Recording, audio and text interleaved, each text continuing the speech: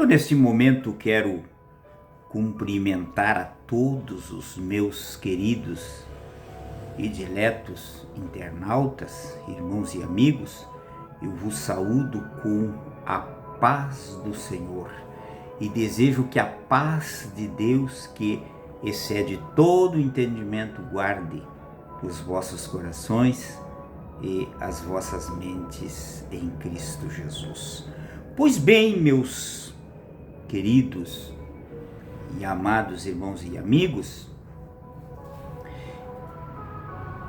o meu objetivo deste meu comparecimento através desta mensagem, desta live aqui que eu vou fazer, que não vai ser muito extensa, ela vai durar um espaço aí de 10, 12 minutos no máximo, e eu quero ler 2 versículos da palavra de Deus que encontra-se na epístola do apóstolo Paulo aos Gálatas, capítulo 1 e o versículo de número 7 e 8, que diz assim: no qual não é outro, mas há alguns que vos inquietam e querem transtornar o evangelho de Cristo.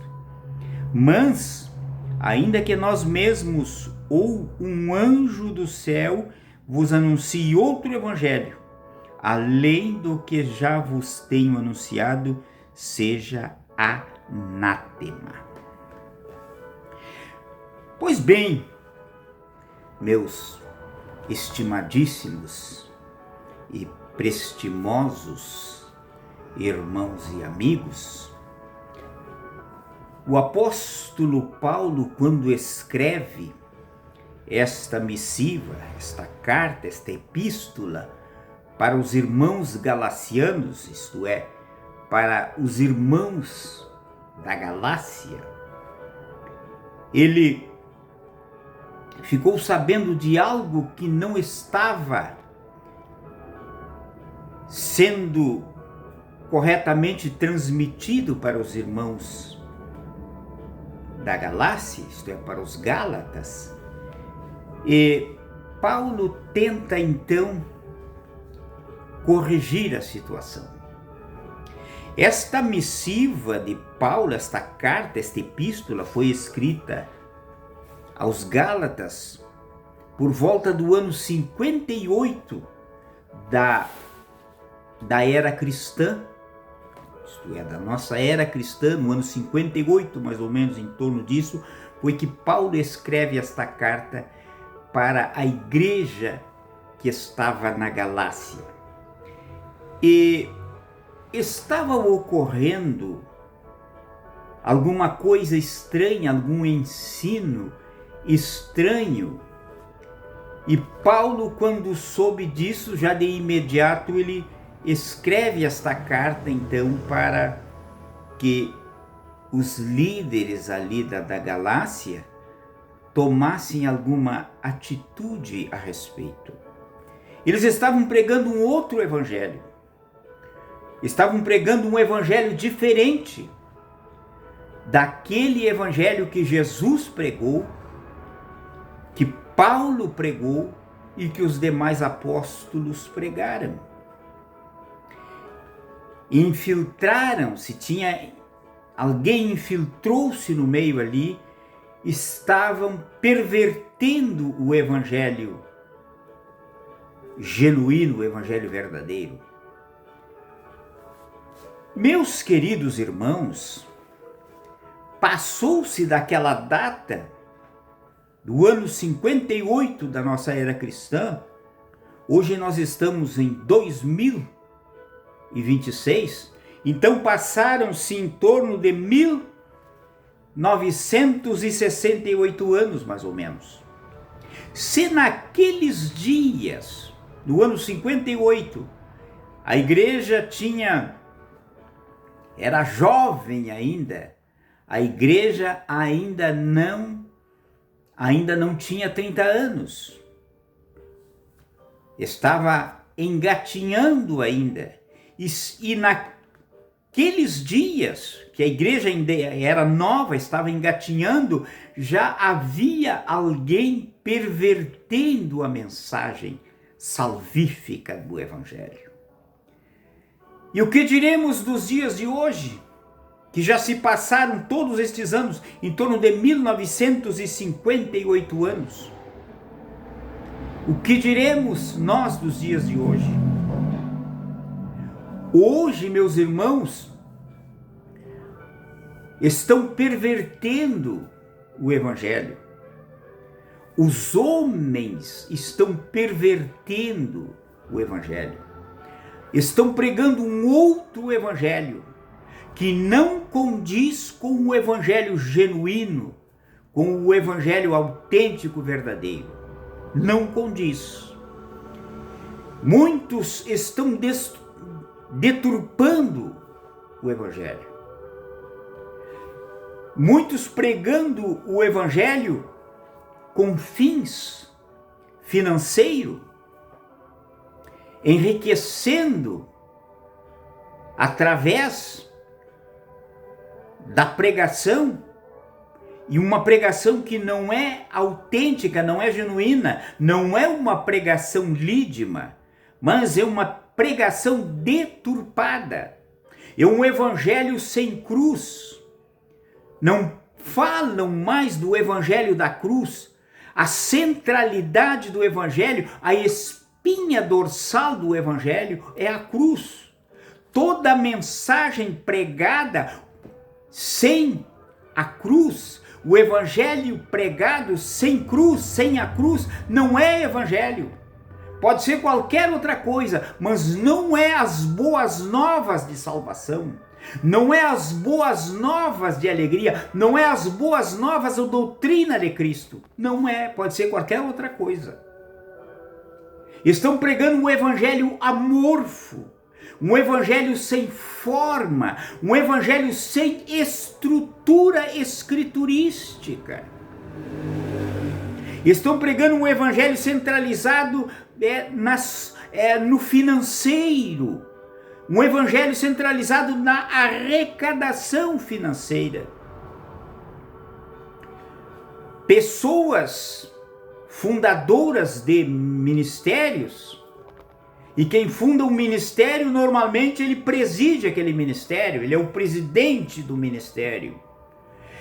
E normalmente estes fundadores de ministério, que presidem esses ministérios, eles vivem uma vida nababesca, uma vida luxuosa, suntuosa. Estas pessoas enriquecem sobremaneira. E o evangelho não é para enriquecer ninguém. Cristo não era rico. Cristo, quando um jovem foi conversar com ele, um jovem rico foi conversar com ele, e Jesus disse para ele: olha, o filho do homem não tem aonde reclinar a sua cabeça. As raposas têm os seus covis, tem os seus ninhos, mas o filho do homem, eu não tenho aonde reclinar a minha cabeça.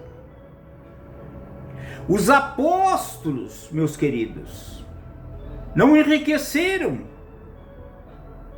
Vocês já leram que Pedro foi rico, que Tiago foi rico, que Paulo foi rico? Não, senhores. O evangelho não é para enriquecer ninguém. A riqueza do evangelho é espiritual, é para enriquecer a alma. O evangelho é para anunciar a salvação em Cristo Jesus. O evangelho é para anunciar a vida eterna em Cristo Jesus. Este é o evangelho genuíno, autêntico e verdadeiro. Louvado seja o nome precioso do Senhor. Meus queridos, nós estamos vivendo os últimos dias. A volta do Senhor aproxima-se de uma velocidade astronômica. E quanto mais aproxima-se a volta do Senhor Jesus Cristo, mais irão aparecer os falsos pregadores, falsos mestres, falsos profetas, falsos pastores. Isso tudo é um prenúncio que a volta do Senhor não tarda. Aleluia! Louvado seja o nome precioso do Senhor. E Paulo disse que se aparecesse um anjo pregando um outro evangelho, que não fosse conforme o evangelho que os demais apóstolos pregaram e que Paulo havia pregado para os irmãos galacianos, isto é, para os irmãos da Galácia, não era para crer, era, se alguém aparecesse com uma outra mensagem, era para considerar anátema, isto é, para considerar amaldiçoado. Meus queridos irmãos e amigos, quanto estão pregando um outro evangelho? Um evangelho que não leva a lugar nenhum, um evangelho social. Um evangelho que pode tudo, vale tudo. Um evangelho sem cruz, um evangelho sem compromisso com Deus, sem compromisso com nada.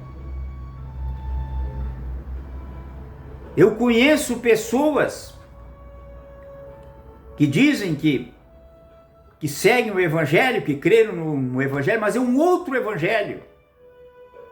É um evangelho amorfo, um evangelho sem forma.